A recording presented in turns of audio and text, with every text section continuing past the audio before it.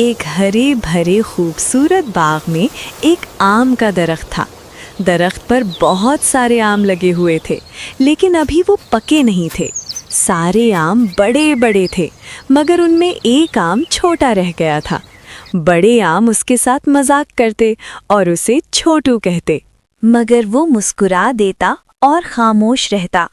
लेकिन चंद दिन बाद का जिक्र है कि सारे बड़े आम वैसे के वैसे सब्ज और कच्चे थे, मगर छोटा आम पककर पीला हो गया था। एक दिन हवा के झोंके के साथ छोटा आम जमीन पर गिर गया। एक बंदर करीब ही बैठा था, भाग कर आया और उसने आम उठा लिया।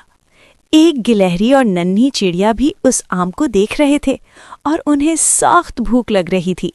वो भी पका हुआ मीठा रसीला आम खाना चाहते थे, मगर उनसे पहले बंदर आम उठा चुका था।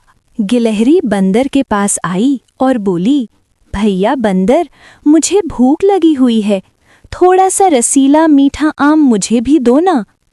बंदर ने गुस्से से कहा, नहीं, ये आम मुझे मिला है और मैं किसी को नहीं दूंगा, चलो भागो यहाँ से। बंदर ने जैसे ही जोर से हाथ हिलाया, आम उससे छूटकर गिर पड़ा। वो जगह ढलवान थी, इसीलिए आम लुढ़कते हुए आगे जाने लगा। अब आम आगे आगे और बंदर पीछे पीछे। बड़ी मुश्किल से बंदर ने आम को दोबारा पकड़ लिया। अभी वो उसको खाने का इरादा कर रहा था कि नन्ही चिड़िया आ गई। उसने कहा, भैया बंदर, मुझे भूख लगी है, मुझे थोड़ा से रसीला मीठा आम दे दो। अब तो बंदर को और गुस्सा आया। उसने गुस्से से कहा, चलो भागो यहाँ से, ये आम मेरा है, बड़ी मुश्किल से इसको पकड़ा है। बंदर ने चिड़िया को भगाने के लिए हाथ उठाया तो आम उसके हाथ से दोबारा गिर गया और तेजी से लुढ़कते हुए दूर चला गया। बंदर पीछे पीछे, आम आगे आगे। यूं होते होते आम बिल्कुल खाई के किनारे पहुंच गया।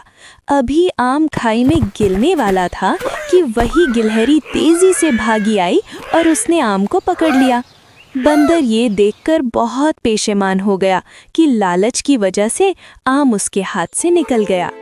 अब वो मीठा आम नहीं खा सकेगा।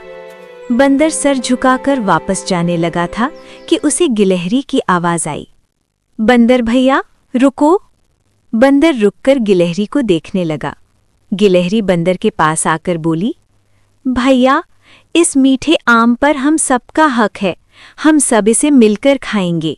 गिलहरी ने नन्ही चिड़िया को भी बुलाया और तीनों ने मिलकर मजे से मीठा आम खाया। बंदर बहुत शर्मिंदा था। उसने कहा, आइंदा वो कभी लालच नहीं करेगा, बल्कि सबके साथ मिल बांटकर खाएगा, क्योंकि मिल बांटकर खाने में जो खुशी है वो लालच में नहीं।